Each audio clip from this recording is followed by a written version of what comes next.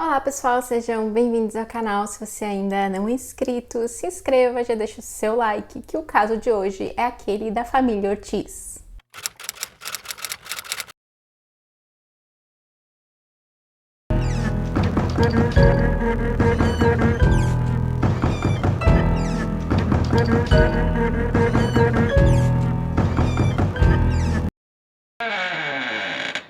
O caso que eu vou contar hoje ocorreu no Novo México, no Dia dos Pais de 2011. A família Ortiz era formada pelo pai Lloyd, a mãe Dixie e duas filhas, Angela e Sherry. Quando as duas meninas ainda eram adolescentes, o casal resolveu adotar um menino chamado Steven. O Steven tinha apenas 7 meses. Ele tinha paralisia cerebral, por essa razão ele tinha a metade, o lado esquerdo, paralisado. Os médicos disseram que ele nunca ia conseguir falar e andar. Mas ao contrário do que os médicos acreditavam, o Steven ele conseguiu sim aprender a andar e a falar. E ele se desenvolveu muito bem. A família costumava ir à igreja e é dito que na igreja o Steven ele era muito querido por todos, porque ele cumprimentava todo mundo e ele era bastante comunicativo, sempre trazia muita alegria para o lugar. O Lloyd ele trabalhava com construção e ele costumava acordar antes do sol nascer e ele parava de trabalhar já tarde da noite.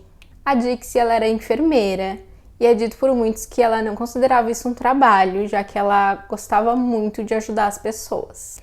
E a família era muito unida e ela permaneceu assim mesmo com o passar dos anos. Quando os filhos já eram adultos, a Sherry e o marido dela, chamado Jesse, eles passaram a morar ali na propriedade da família.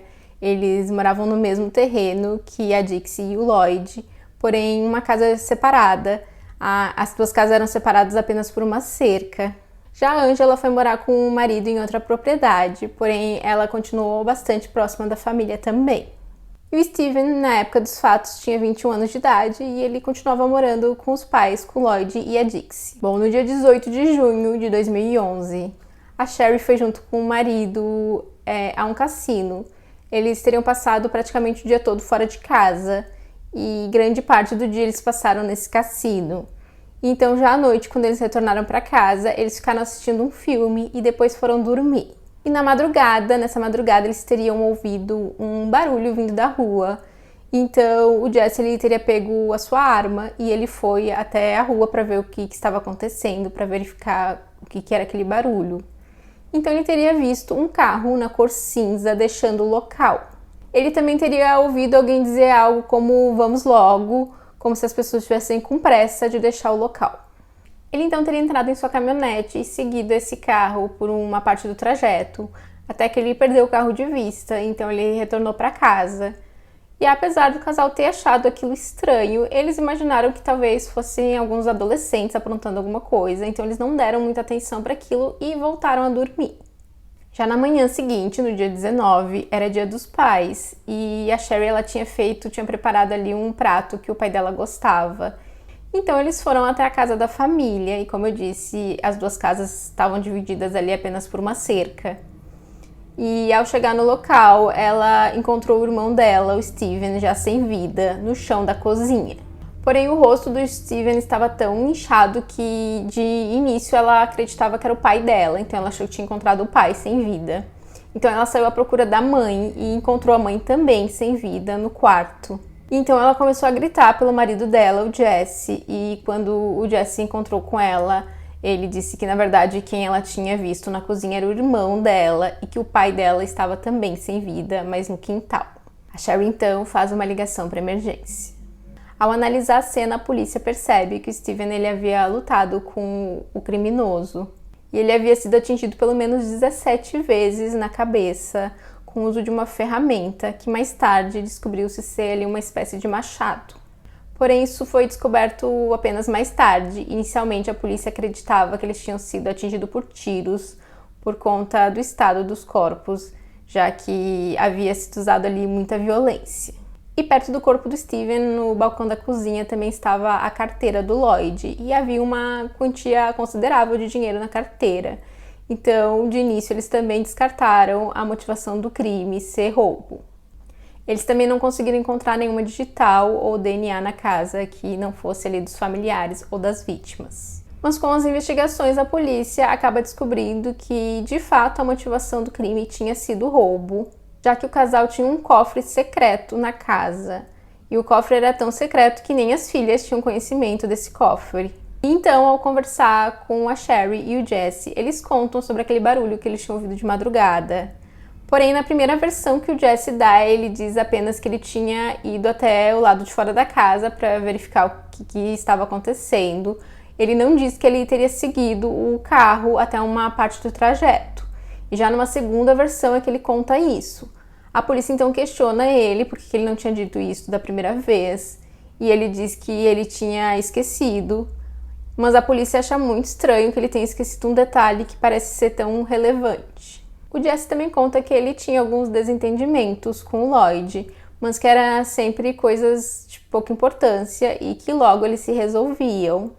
E a polícia verifica as câmeras de segurança do cassino e, de fato, os dois, a Sherry e o Jesse, estiveram lá até a noite daquele dia. Os investigadores também acabam encontrando a arma do crime, que estava não muito longe da propriedade.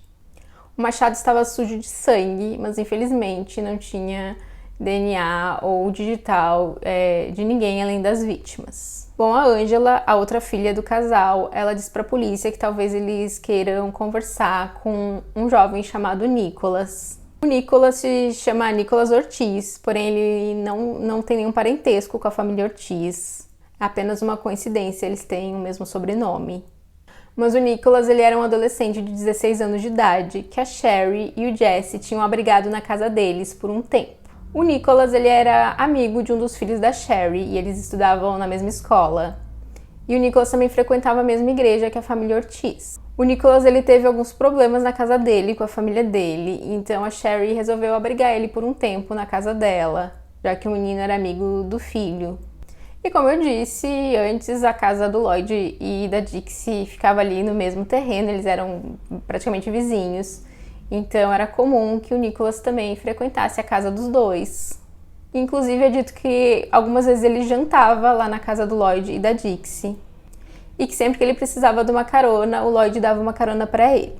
Mas enquanto ele estava morando na casa da Sherry, entretanto, ele foi pego furtando o dinheiro do casal. E em vez de eles mandarem ele embora ou denunciarem ele para a polícia, os dois eles acharam que talvez o menino estivesse fazendo isso porque ele estava ali afastado da família dele, talvez ele estivesse precisando de dinheiro e não tivesse ali coragem, ou tivesse vergonha de pedir o dinheiro para eles.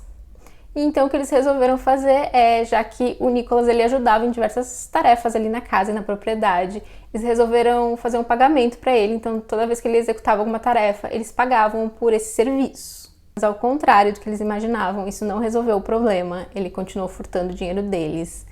E algumas atitudes do Nicholas também passaram a incomodar o Lloyd e a Dixie, fazendo com que em um determinado momento o Lloyd mandasse ele voltar a morar com a família dele, mandou ele ali embora da propriedade deles. Bom, a polícia então conversa com o Nicholas e a polícia achou que ele respondeu as perguntas com bastante calma, ele estava bem tranquilo. E ele não omitiu ali os fatos de que ele teve esse problema lá na família, que ele havia furtado dinheiro e que o Lloyd havia mandado ele embora. Ele também conta que na noite do crime ele estava em casa e que à noite ele teria acordado o pai para desejar um feliz dia dos pais. E a mãe dele teria visto ele por volta das 7 da manhã, quando ela saiu para trabalhar, ou seja, o Nicholas também estava em casa nesse horário. Então o tempo começa a passar e os investigadores eles não conseguem nenhum avanço nesse caso. E as irmãs, elas temiam que o caso nunca fosse resolvido e que a família delas não tivesse justiça. Até que um dia a polícia recebe uma ligação de uma jovem chamada Ashley. A Ashley estava presa na época que ela fez a ligação e ela conta para a polícia que ela sabia quem tinha cometido o crime contra a família Ortiz. Ela contou que na noite do crime ela estava usando substâncias ilícitas com o primo dela, que se chama José, e um amigo do José, chamado Nicholas Ortiz. Ela conta que o primo e o amigo, Nicholas, eles estavam ali conversando sobre alguma maneira deles conseguirem mais dinheiro. E que o Nicholas teria sugerido que eles roubassem a casa da família Ortiz.